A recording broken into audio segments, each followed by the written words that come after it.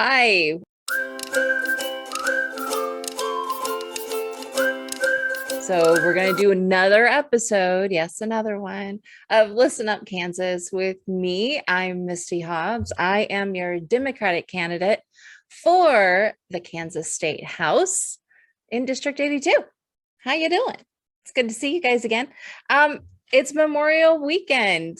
And Memorial Weekend is always, this great fun because it's like our first real start of summer, especially in the Midwest. Kids are out of school and it's time to go on the lake or go camping or just have a big old barbecue. But I just want to remind everybody that it just doesn't signify summer. Okay, we have to remember on Monday all of those brave men and women that sacrificed everything in the line of duty for us and for our freedom, and so that we have the right to vote, and so we can go out and do these things like protest and speak our mind. We owe that all to them. So please take a moment on Monday to remember and honor that, and be mindful of veterans that you know.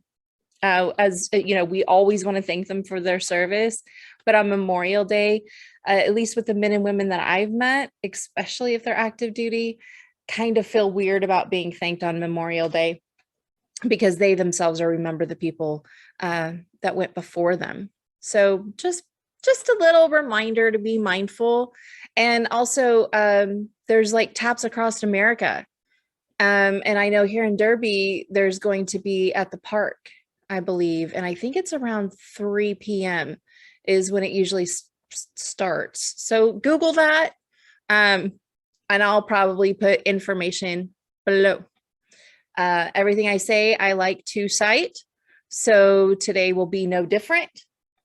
And we are, in honor of Memorial Day, we're going to be speaking about veterans and how the state of Kansas, what benefits they have in comparison, especially to other states. And this is one of my things. This is one of my issues that I have. Not necessarily with the state, but one of the things that I would like to change. And I really hope you guys will agree with me on that. So let's get to it. I'm going to try to make this one short. So in the state of Kansas, as it stands, we have a variety of hunting and fishing opportunities because of an abundance of wildlife and numerous water resources. We have a homestead refund that is available to those with an income of 36,000. It's 36,600 income or less, with a max of 700. Now that homestead refund is actually for anybody that qualifies. It has its own qualifications, but that is something that Kansas also kind of touts for veterans. The other thing is they talk about an education benefit for veterans for the state of Kansas. And really what it is it's a scholarship. Nothing wrong with scholarships. Again, this is not a diss to the state of Kansas. This is just hey, we could do better, especially when the state of Kansas right now is in a surplus and they're kind of, they've been talking and discussing about what we should do with that. I have an idea. So that's where it stands in the state of Kansas. Let's look at other states, because I want you to see what I am talking about. Okay, Florida. Let's just go to Florida. I like going to Florida. And the reason why I do is because apparently we have a think tank that we call on in Florida to make Kansas laws and bills. So why not just see what they've got? Florida has 100% no property taxes for veterans, waives out-of-state tuition and fees for disabled veterans. Out-of-state tuition and fees. That is right now, my husband and I, who happens to be a wounded warrior and dedicated 22 years of his life to our great nation, and I thank him all the time for that. We are both in school, and it's an out-of-state school, and that would be amazing. That would be absolutely amazing if that were covered. So that's Florida. And they have other things. It kind of goes with the service connection disability. And if you don't know what I'm talking about, let me just give you a really quick. When you're out of the military, you then, of course, you have the VA. They give you a disability rating, and sometimes it's zero, whether or not they're disabled or whether or not they have a sickness or an illness or whatever, it might be zero. But then there's something, and it goes all the way up to 100% disabled. Then there's 100% permanent and total. And then there's 100% unemployability. So this is what I'm talking about. And it ranges. There's 20%, there's 50%. Okay. So there's different levels, different tiers, but in Florida, 100%, no property tax, and waives tuition fees for disabled veterans. So, and by the way, yeah, it starts in Florida. It starts at 10%. Texas has 100% no property tax, 100%. Texas also has the Hazelwood Act, which is 150 credit hours that is paid for. That doesn't include books, living expenses, fees, things like that. But they do give 150 credit hours. And again, this is a tiered system. So if you're 10% disabled, you'll get a little bit less. If you're 100% or permanent total or unemployable, that you're going to get more. So that's kind of where it stands. Now, obviously, there's a lot more Oklahoma. Oklahoma veterans have sales tax exemption. So they get like a card that says they don't have to pay sales tax on anything. They also have property tax exemption. So no property tax. And that's for disabled veterans. And then no excise tax. And this is what gets me. And this is what I would like to introduce. They have a reduced car registration. Now, I don't know if you've registered your car lately, depending on how your last name falls into the system, but we're getting ready to. And that's next month. So when we were active duty, it was fine. You have a reduced because you're active duty. So you get to register your car for a lot less than what you do when you retire. So my husband was medically retired in 2020, and we went to register our vehicle, and the shock was crazy. Hundreds of dollars. And I'm like, wait a minute, we've lost our income. Of course, it was a pandemic, and we're still waiting on everything to settle. And where do we fall we didn't even know the disability rating yet.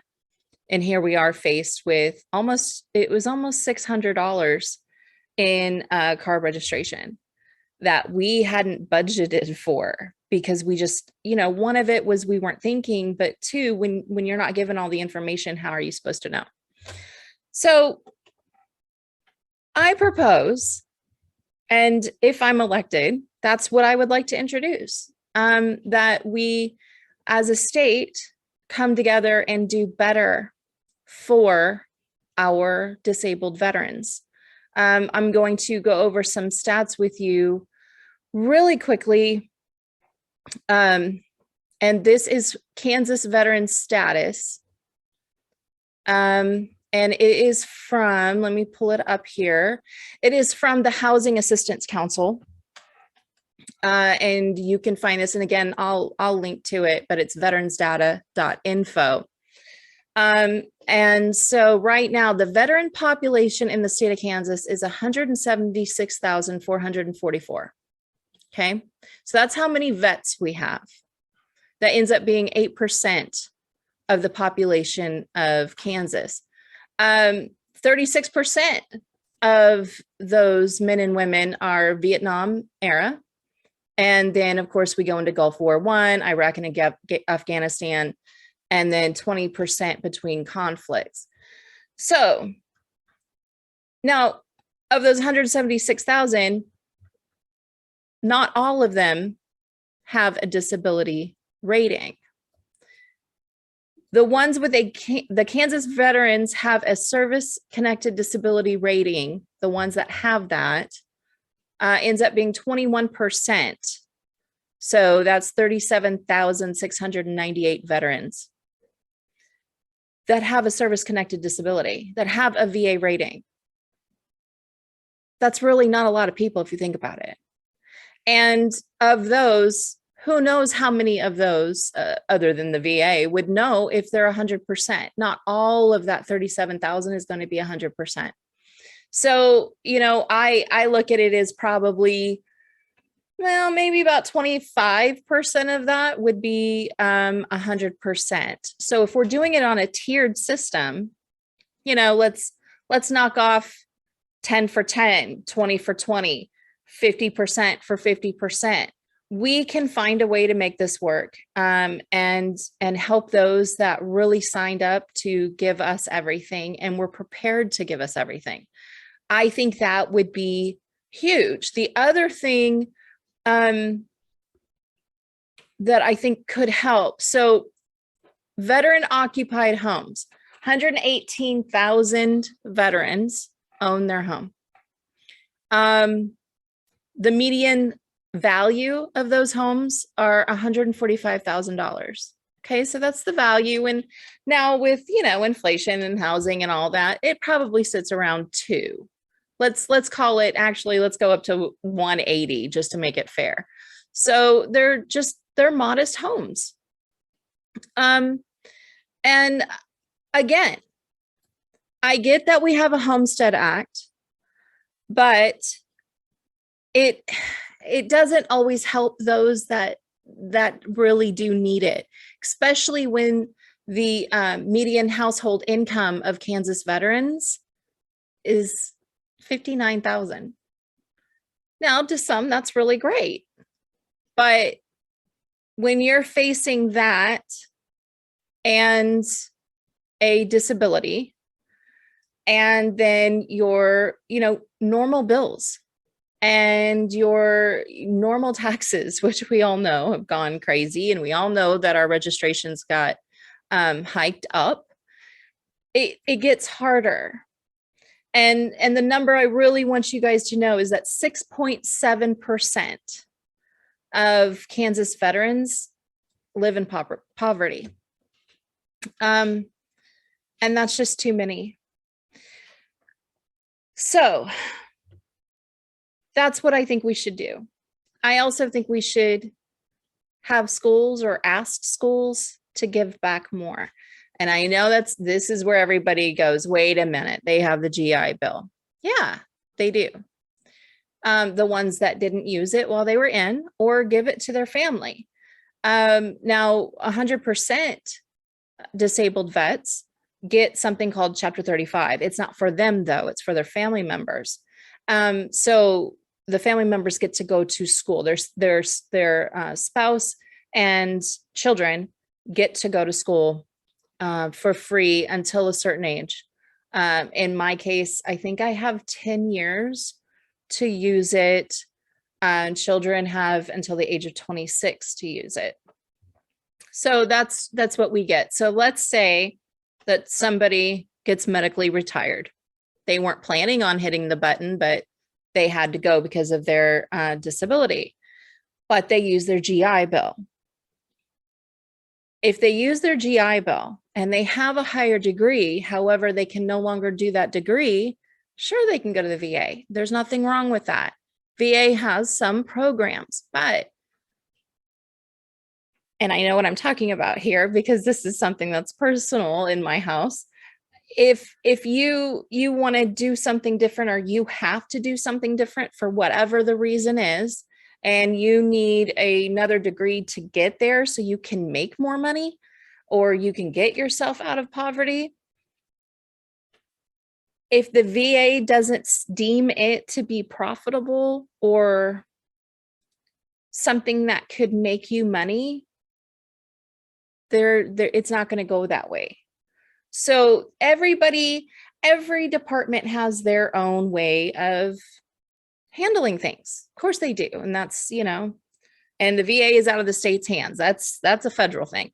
So, but what I'm saying is veterans still need help. I think there's a big misconception that, oh, they served and they get this and they get that. Not when they get out. While they're in, there's way more protection for them and a lot more kind of perks, if you want to call it that, even though their job is incredibly hard. There's a lot more given to them than there is when they have to be medically retired or have to leave service due to a disability. So please, if you see a disabled vet or of a vet that's disabled, don't just automatically assume that they're being taken care of, because 9 times out of 10, they're probably not. And I feel like as Kansans, the least we could do is give them a lower property tax, if not completely free. And definitely with car registration, we could do that. And then we can do something about education. Not that there's anything wrong with the scholarship. Again, there's not. But if they have to be retrained because of their disability, it would be really nice and a great incentive for them to be able to do that training at WSU or at KU or at K-State or at Butler. There has to be more. And there's not a lot of vets in our state anyways. So I think we could be doing more and doing better. With that being said, there was a bill introduced during this last legislative session. And it was House Bill number 2467. It was introduced, I believe, by Jesse Burris, who was the representative for District 82, the district I'm running for. And it's a great bill. Nothing wrong with that. It really is, for the exception of just one thing that I kind of find odd. It would provide Kansas income tax subtraction modification regarding the compensation of active duty members of the armed forces or certain members of the Kansas Air or Army National Guard. Nothing wrong with that. That's great. I completely agree. But here's where I disagree. If this is their first base, they're not going to buy a house here. A lot of times a disabled veteran, a wounded warrior, whatever you want to call them, right before they get out, a lot of times don't even know that they are leaving. Sometimes it just happens. So if they're active duty, the active duty buying a house is a pretty big stretch. That's where I have my issue. So they're asking for a tax subtraction for active duty or guard in the state of Kansas if they buy a house. They think that that would be an incentive then for them to stay and raise a family. Well, unfortunately, active duty doesn't always have say over where they're going to raise their family. A lot of times, as my husband will tell you, 3 years and you're up. It's time to move on. You have to go to the next base. You have to do the next thing. So it's not always a realistic achievement for many. So that I was like, well, why didn't we extend that to disabled veterans? But they didn't, and it was introduced. And like I said, it's a good bill. I don't feel like it was enough. I feel like there's so much more we could do. And I've talked to many veterans who are like moving when they get out that don't live here, even though they left Kansas, or maybe they were from Kansas. They're not moving to Kansas when they get out. They're headed to Texas. They're headed to Oklahoma. They're headed to Florida. I know a few that went already to Oklahoma and Florida because there was so much more for them. And I'm like, that's so sad, because let's say someone retires, in the case of my husband, the age of 40, because he went in at 18. Why not give him the incentive to stay here, continue raising his family, start a business, get an education, he will end up bringing in revenue, which will help the state of Kansas. Again, we're talking about 176,000 men and women, and not all of them will be eligible for what I'm proposing. Not all of them are going to have a VA rating. And if we do it on a tiered system, it's going to be much easier. So the fiscal note of this particular bill was that it was going to end up costing, as introduced, to be a reduction of $7.9 million in the state general fund, and then $4 million the next year. And that was with active duty. And they were basing that on, I believe it was 30,000. Is that what I'm looking for the number. I think that was on my other paperwork. There was a number of like how many active duty there was, and it wasn't a lot. And truthfully, it was probably would end up worked out to be the same with what I'm estimating like 100% VA rating would be. So that's what I would like to introduce if I'm voted into office. I feel like the state would benefit greatly from helping our disabled veterans more. I think there are big misconceptions. I know there are, because I am a spouse of a veteran, a disabled veteran, and a wounded warrior. And I'm also a wounded warrior caregiver. So that's something that is constantly talked about is, hey, does your state offer this or do that? Or what can you get? It's just who's here to help. And of course, the answer is the VA. Of course, they're here, but everybody knows the truth. They can be overrun, and they can only work as fast as they can work, and they can only work with the budget that was given to them. And I feel like there are some states that are better at picking up that slack. You can go online to the VA. They'll show you. That's where I get my information and tell you what other states have. You can go to different states and say, hey, what does Florida have for veterans?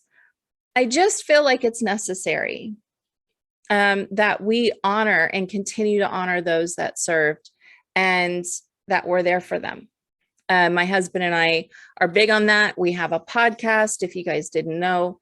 And in our podcast, we have specials where we talk about TADSAW, which is a place that helps you get a service dog. It's in Texas, but they'll help veterans all over the nation and connect you and pay for a service dog training. And they're a wonderful program. It's Train a Dog, Save a Warrior.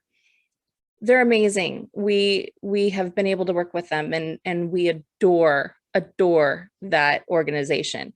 On top of that, we've done specials on PTSD from his perspective, the service member's perspective, from my perspective as a caregiver. And then we also did it from our kids' perspective. And how did that change the relationship, if any at all, between their father and them? So, we're always, my husband and I, before I even took this on, we're trying to always be there for our vets and for our active duty. There's a lot to navigate with being disabled and getting out of the military. And unfortunately, there's a lot of men and women that fall through the cracks. And you wouldn't think that would be the case, but it is. So that's what I want to do. I want to help. We are both advocates for service members, both active duty and retired. So we'll put down below that if you need someone to talk to or you need some information, my goodness, my husband will talk your ear off and he will be there to help you. I know he will. So I'm going to leave you on this episode. I'm so glad I got to share that the time where we've got to start putting out those license plates for the newer wars. This is a whole new generation. It's a whole new generation. And we have got to change for them. We cannot keep giving our men and women what was given to those in like World War II when they were figuring out what to even do, or for Vietnam or Korea. We've got to do better, and we've got to keep moving forward, because they're new wars. Way more things have come out lately. All you have to do is look up the burn pits. There was a registry. And so there's a lot more to it. And we've got to make sure that as a state, as a nation, and definitely in our district, that we're doing everything we can to move forward and keep up with the times, because that's what it's going to take. I'm signing off. This was Listen Up Kansas with me, Misty Hobbs, and I will see you next time.